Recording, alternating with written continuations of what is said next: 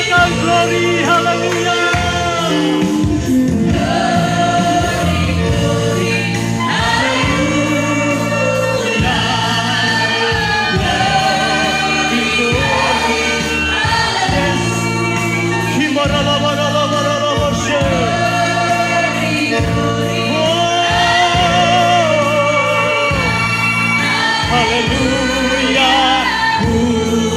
Haleluya, puji,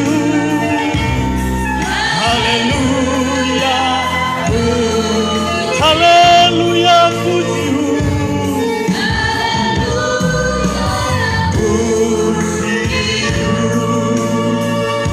tidak ada seorang pun yang terlewatkan dari hadirat-Mu ya Tuhan.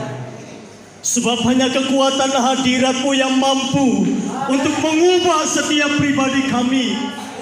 Kekuatan hadirat-Mu itulah yang mampu untuk mengubah setiap perilaku kami, Tuhan. Tidak ada yang dapat mengubah kami selain daripada Tuhan Yesus Kristus namanya. Terima kasih Tuhan Yesus Kristus. Urapan Allah di tempat ini, dalam ruangan ini, dalam hati kami, bahkan sejauh suara hamba didengar, kami percaya kekuatan hadirat-Mu bekerja di dalam nama Yesus Kristus. Kami satu hati patahkan setiap kuasa yang bukan berasal dari Tuhan.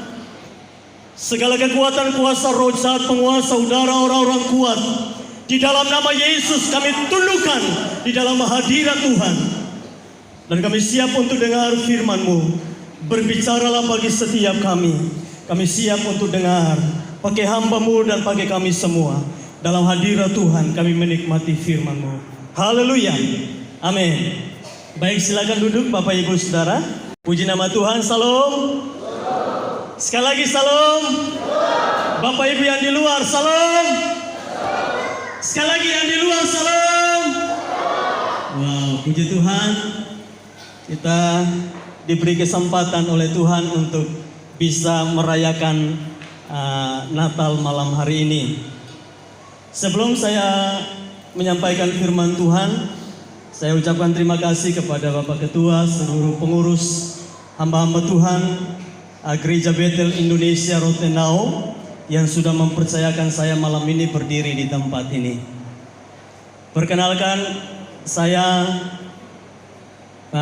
Pendeta Muda Melki Erwin Ufi. FAM Ufi kayaknya hanya ada di Dengka. Ada di Pantai Baru ada? Ya? Kayaknya tidak ada di Pantai Baru. Jadi puji Tuhan, saya istri satu dan hanya satu. Bapak-bapak dengar, istri hanya berapa? Bapak-bapak tidak rela nih. Bapak-bapak, istri hanya satu dan tidak boleh ada yang lain.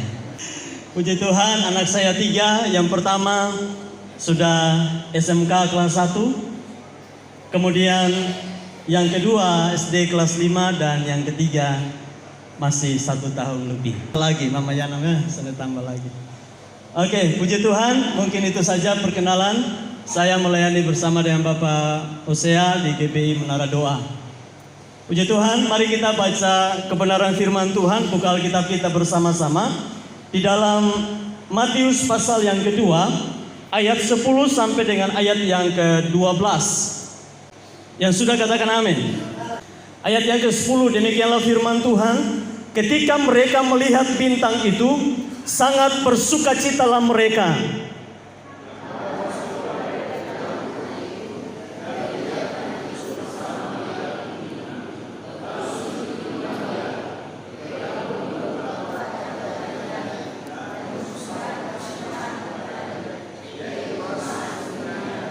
Sama-sama 1, 2, 3. Dan karena diperingatkan dalam mimpi supaya jangan kembali kepada Herodes, maka pulanglah mereka ke negerinya melalui jalan lain. Puji Tuhan, tema firman Tuhan kita malam ini yaitu Yesus datang untuk mengubah jalan hidup kita. Tema firman Tuhan PGI dan KWI kalau tidak salah ya.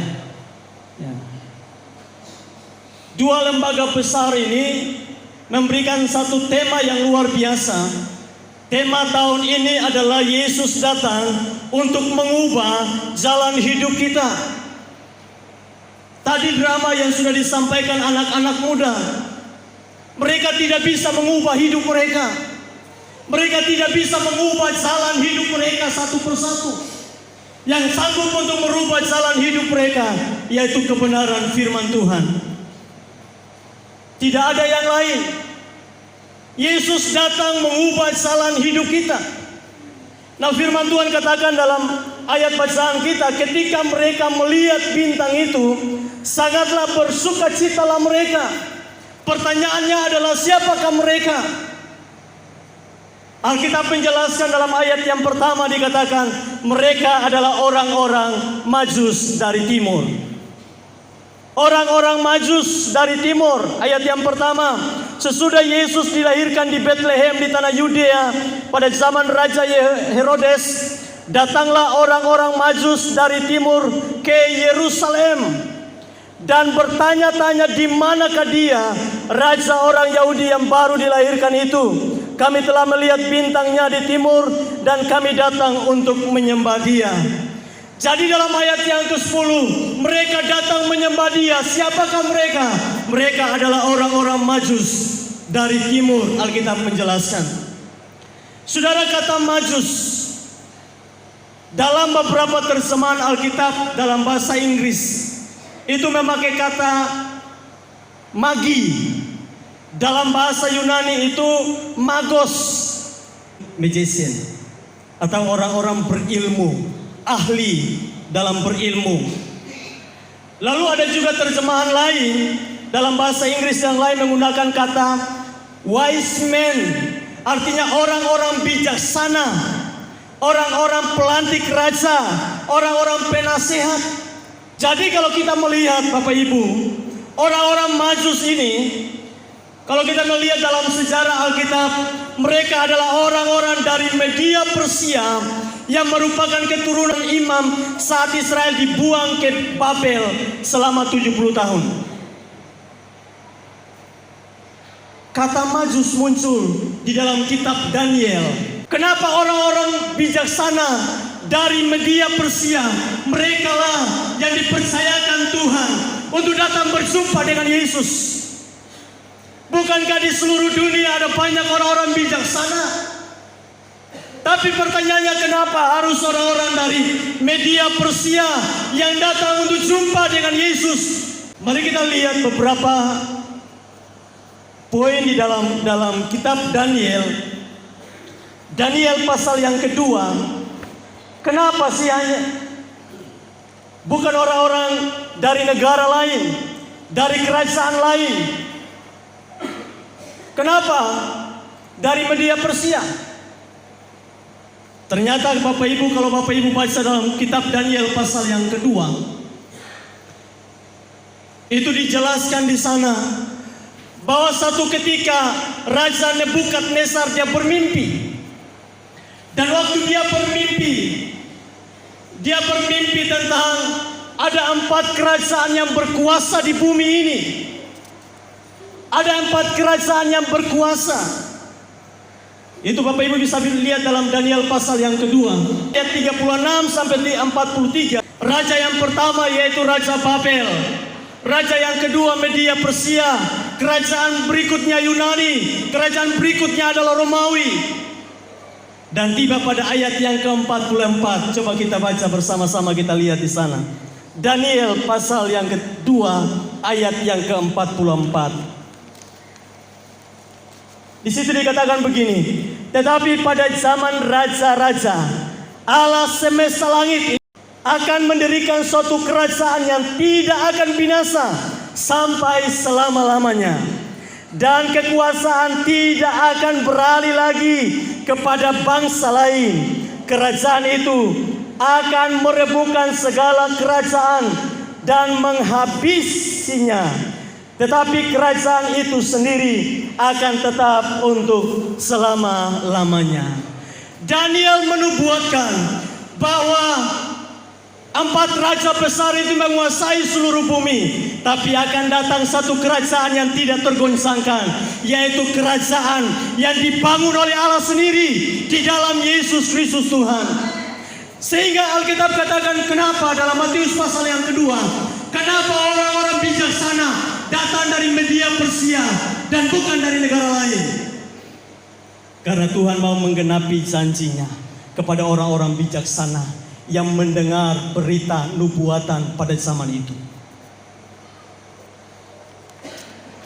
Tuhan mau menggenapi janjinya kepada orang-orang bijaksana, orang-orang berilmu, ahli-ahli perbintangan pada zaman itu. Kenapa?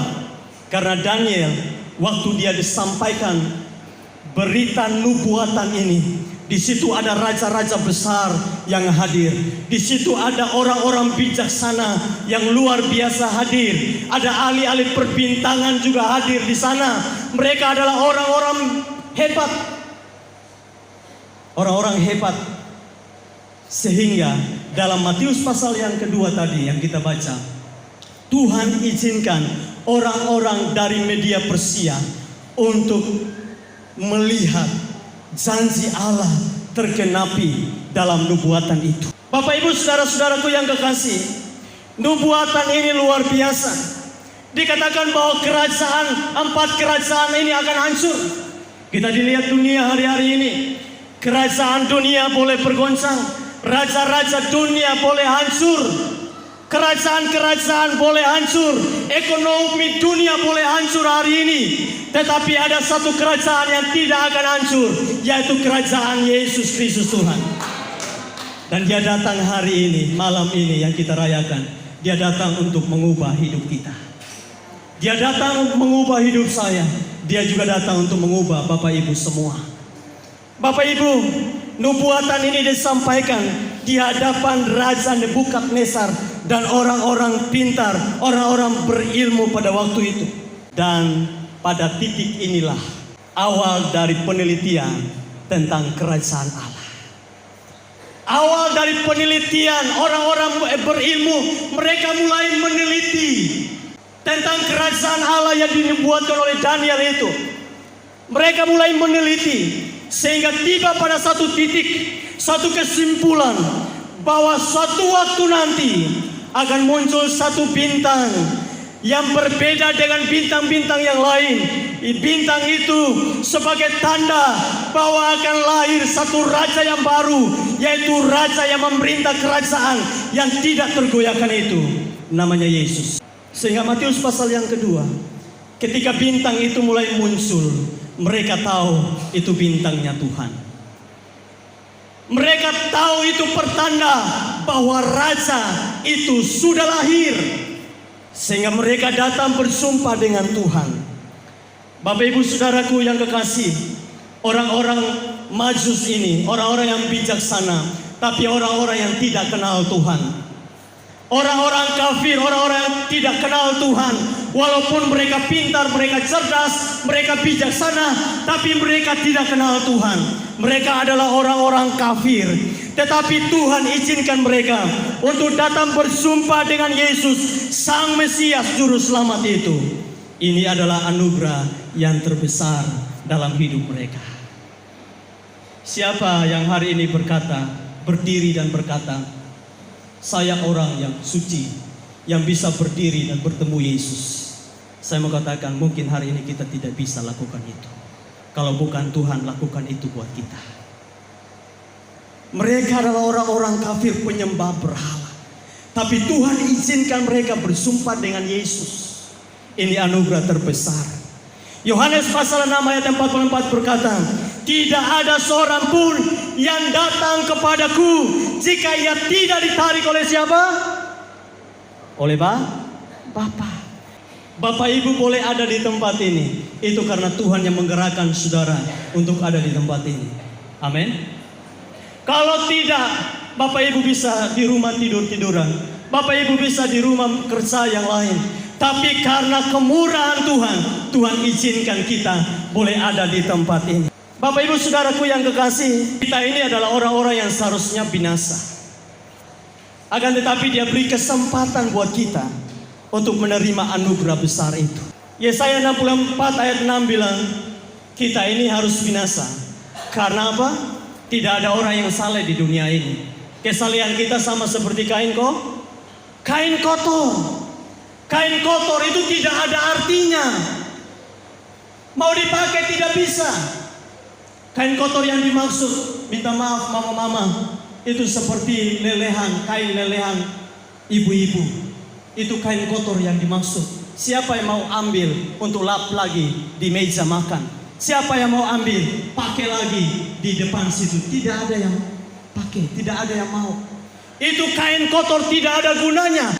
Tetapi Yesus datang malam ini untuk mengubah kehidupan kita yang binasa, untuk jadi hidup di dalam Dia, hidup di dalam kekekalan. Amin.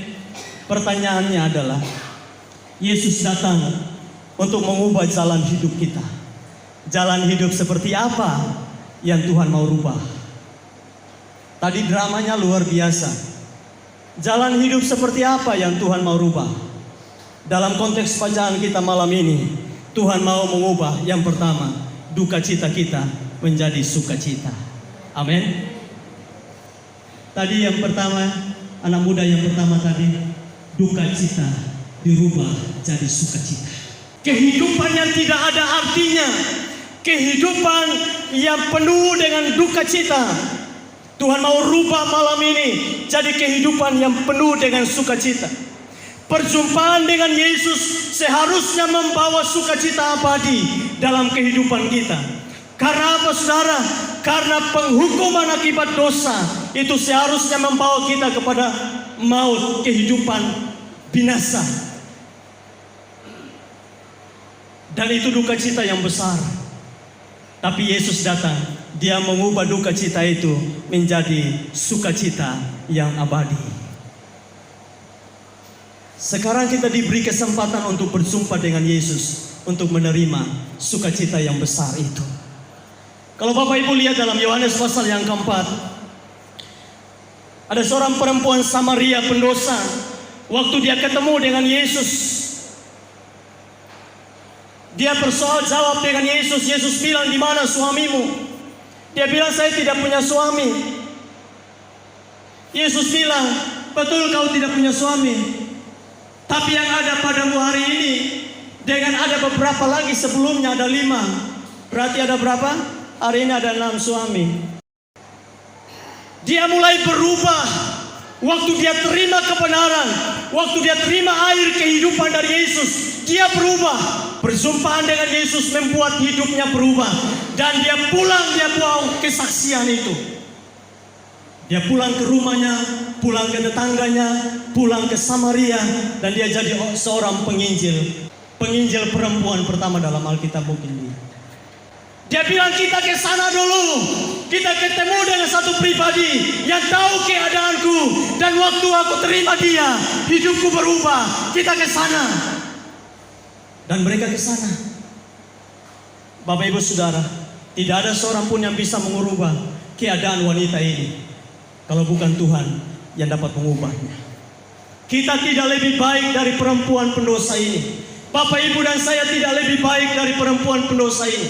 Tapi waktu kita datang kepada Yesus, kita ketemu dengan Yesus, bersumpah dengan Yesus, ada sukacita abadi mengalir dalam kehidupan kita.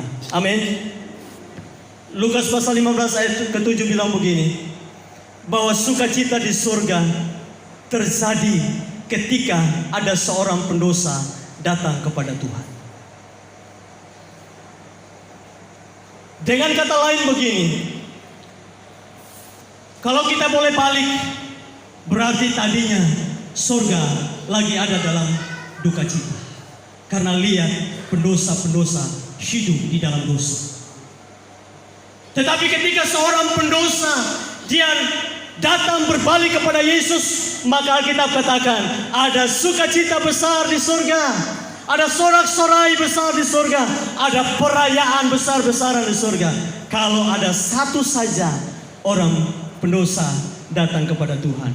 Saya percaya malam ini, kalau Bapak Ibu dengar kebenaran ini, mau jumpa dengan Yesus, kalau kita yang hadir malam ini 10 orang saja, mau ketemu dengan Yesus secara pribadi, mau jumpa Yesus secara pribadi, yang mau katakan Tuhan Yesus masuk dalam hidupku untuk mengubah hidupku yang duka cita ini untuk menjadi sukacita yang besar, saya percaya surga bersukacita.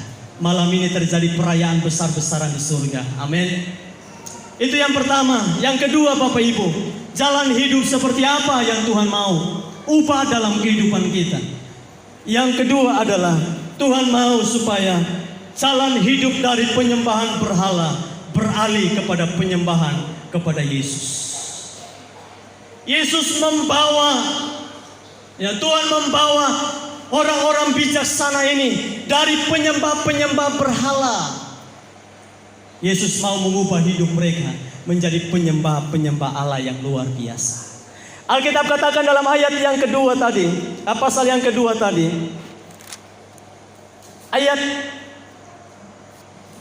yang ke-11, ayat yang ke-11 bilang begini, maka masuklah mereka ke dalam rumah itu dan melihat anak itu bersama Maria ibunya, lalu sujud menyembah dia. Kata sujud menyembah dia ini menyembah Yesus.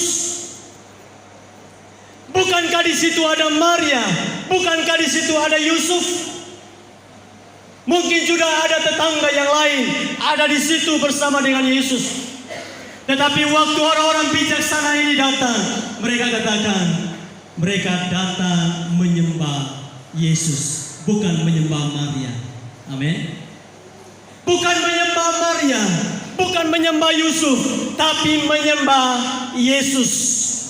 Tuhan mau mengubah penyembahan kita yang tidak benar, yaitu penyembahan berhala kita. Tuhan mau rubah untuk menyembah Allah yang hidup, yaitu di dalam Yesus Kristus Tuhan. Kedua, bicara penyembahan bukan hanya bicara tentang nyanyian. Saya mau katakan begini, praise and worship, dengar baik. Bicara penyembahan bukan bicara tentang show di depan, nyanyi di depan, suara yang keluar. Bukan hanya bicara itu, tapi bicara penyembahan adalah bicara tentang sikap hati dalam menyembah. Kenapa? Bapak Ibu bisa lihat orang-orang bijaksana ini, orang-orang cerdas, orang-orang hebat. Masa seorang anak kecil mereka bisa bersujud di depan yang namanya Yesus? Kalau bukan dari hati mereka, mereka tidak akan menyembah. Ini siapa?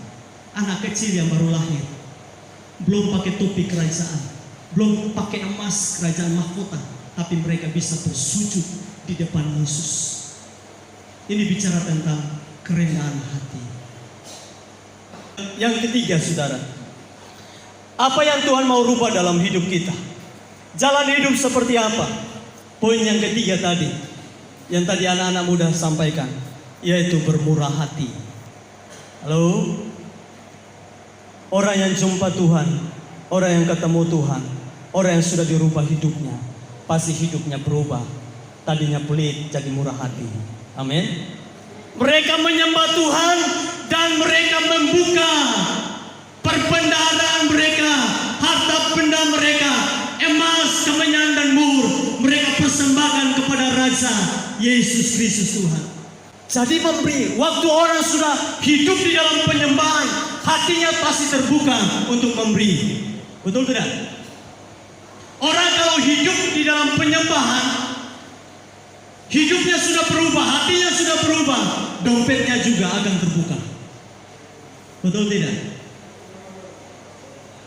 Saya ragu, Bapak Ibu bilang saya akan memberi, dompet saya terbuka. Kalau hati tidak terbuka, tidak akan.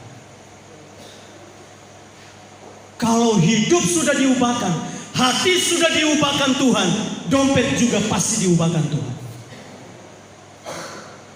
Ada banyak orang di luar sana yang sedang menderita, apalagi dunia hari ini. Kita dengar di berita, dengar Pak Jokowi juga bicara, para pemimpin negara juga bicara, tahun depan tahun resesi yang luar biasa. Kalau kita tidak peka dengan suara Tuhan untuk melakukan kehendak Tuhan, kita pasti tutup dompet untuk orang lain. Kita tidak akan memberi untuk orang lain. tidak akan memberi, tidak akan melakukan sesuatu untuk pekerjaan Tuhan, tidak akan. Kalau hati kita tidak diubahkan Tuhan. Jadi jalan hidup seperti apa yang mau diubahkan Tuhan? Yaitu jalan hidup yang tadinya tidak suka memberi, jalan hidup yang pelit tadi, Tuhan rubah jadi jalan hidup yang suka memberi, suka mempersembahkan sesuatu untuk Tuhan. Bapak Ibu mungkin berkata hari ini, saya tidak punya apa-apa, saya tidak punya uang yang banyak, saya tidak punya harta yang melimpah. Tapi Alkitab katakan, Roma 12 ayat 1-2, persembahkanlah hidupmu sebagai persembahan yang kudus, berkenan kepada Allah. Amin. Nah, saya percaya kalau malam ini Bapak Ibu buka hati untuk Tuhan, Tuhan pasti mengubah jalan hidup kita. Yang terakhir Bapak Ibu, jalan hidup seperti apa yang Tuhan mau rubah? Tuhan mau kita meninggalkan segala kejahatan kita. Jalan yang kita lalui di masa lalu yang tidak berkenan di hadapan Tuhan, jangan lagi ikuti sana. Waktu kita sudah bersumpah dengan Yesus, lakukanlah satu pembaharuan hidup bersama dengan Tuhan. Jangan lagi ikut kepada hal yang lama. Jangan lagi ikut kepada jalan Herodes. Herodes bilang, kalian ke sana ketemu Yesus, balik. Saya akan datang pergi menyembah dia. Tapi Alkitab katakan apa? Orang-orang bijaksana ini, Tuhan peringatkan mereka, jangan kembali ke jalan Herodes. Karena jalan Herodes jalan pembunuhan, jalan kejahatan. Jangan kembali ke sana. Sebab ketika kalian kembali ke sana, kalian akan hidup seperti itu. Alkitab malam ini mengingatkan kita, jalan hidup kita harus dirubah. Jangan lagi ikuti jalan hidup Herodes, jalan hidup kejahatan.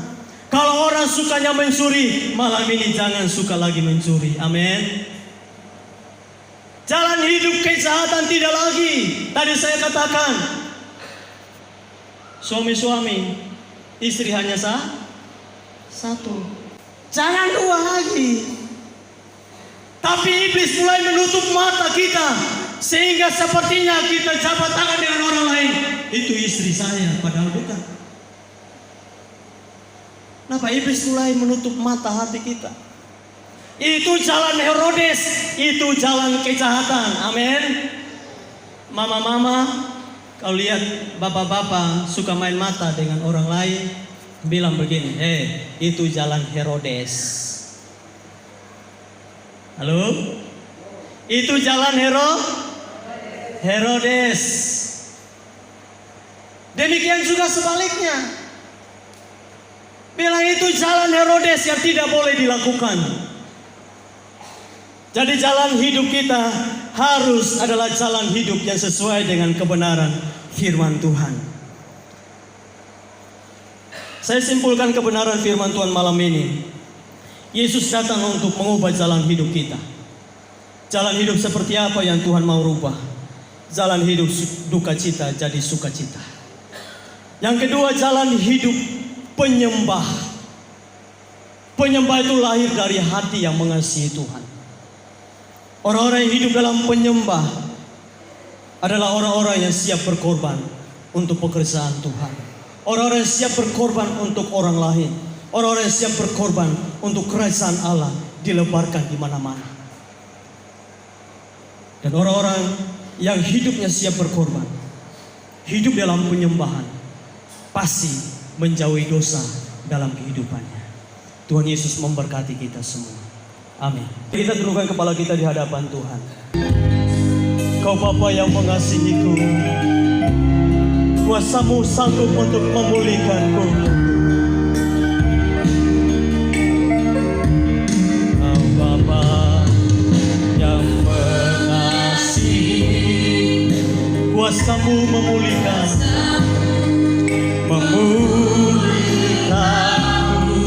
Hati yang baru Kau berikan, baru Kau berikan, untuk ku dapat melihat, dapat melihat rencana-Mu indah. Haleluya.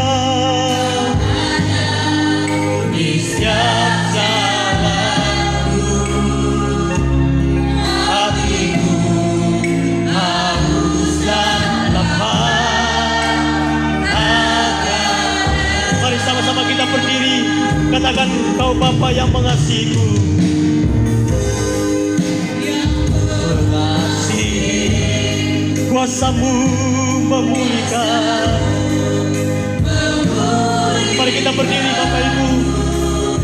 Haleluya. Baru mau untuk ku dapat melihat, dapat melihat rencana-Mu indah bagiku.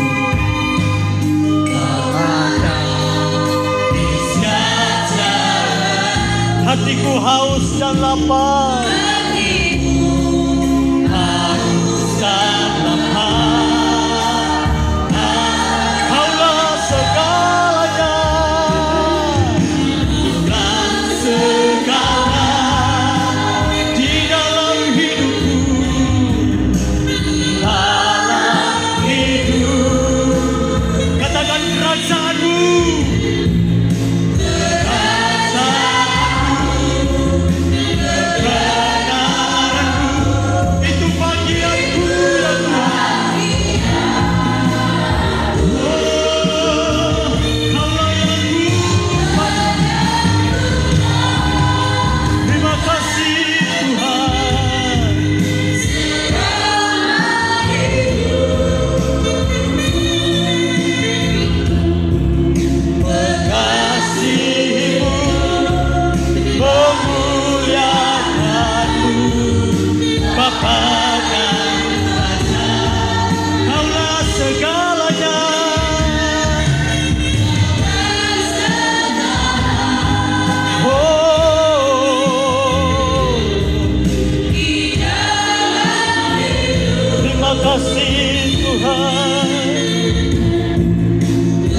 Kerajaan-Mu, kebenaran-Mu Tuhan. Katakan itu bagianku.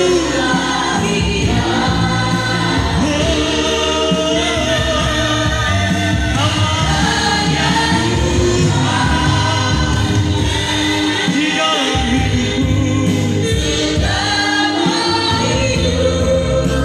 mengasihi-Mu Tuhan. Memuliakan-Mu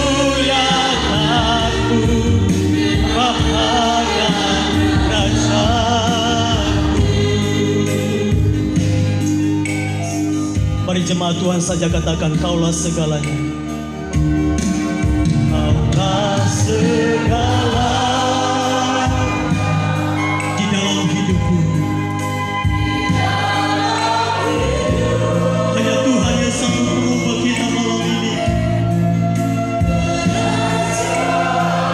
Engkau yang berduka cita malam ini, Tuhan mau mengubah jadi sukacita. Mungkin engkau kecewa dengan orang lain, ada sakit hati, ada kemarahan, ada kebencian. Tuhan mau mengubahnya jadi sukacita. Ya Bapa Shikinamu.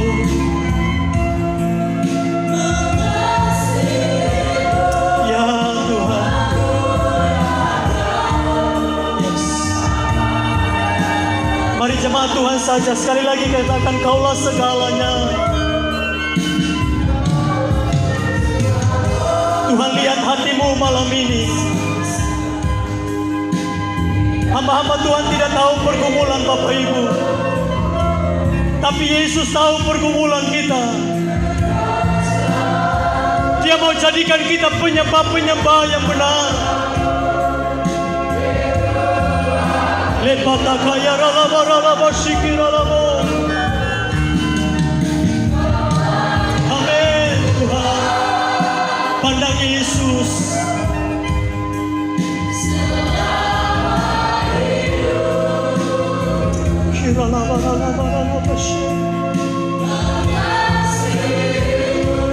Ya Tuhan, mengasihi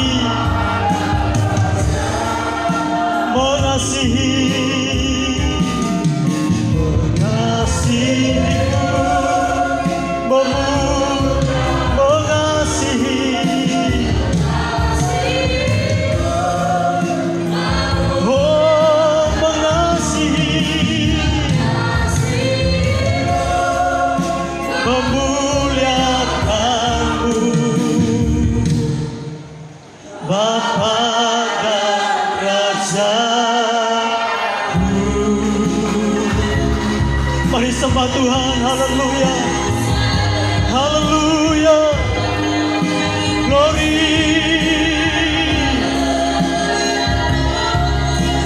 Minta Yesus malam ini mengubah kita. Katakan, Yesus, rubah hidupku. Katakan, Yesus, rubah hidupku. Haleluya.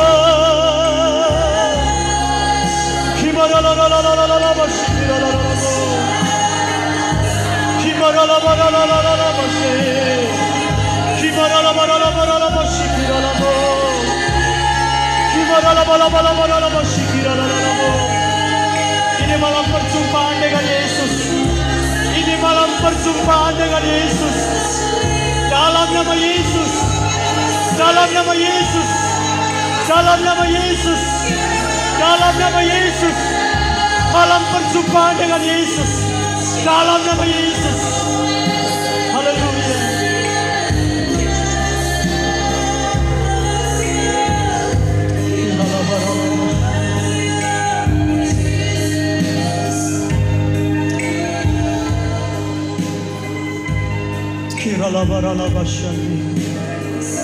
Biar malam ini bukan perayaan Natal biasa, tapi Tuhan sedang bicara di hati kita masing-masing. Kalau Tuhan membawa orang Majus dari timur, orang bukan penyembah Tuhan, Tuhan bawa mereka. Hari ini Tuhan bawa kita untuk menjadi penyembah-penyembahnya. Terima kasih Tuhan. Dalam nama Tuhan Yesus Kristus, kami berdoa dan mengucap syukur buat kebenaran firman-Mu ya Tuhan. Haleluya. Amin.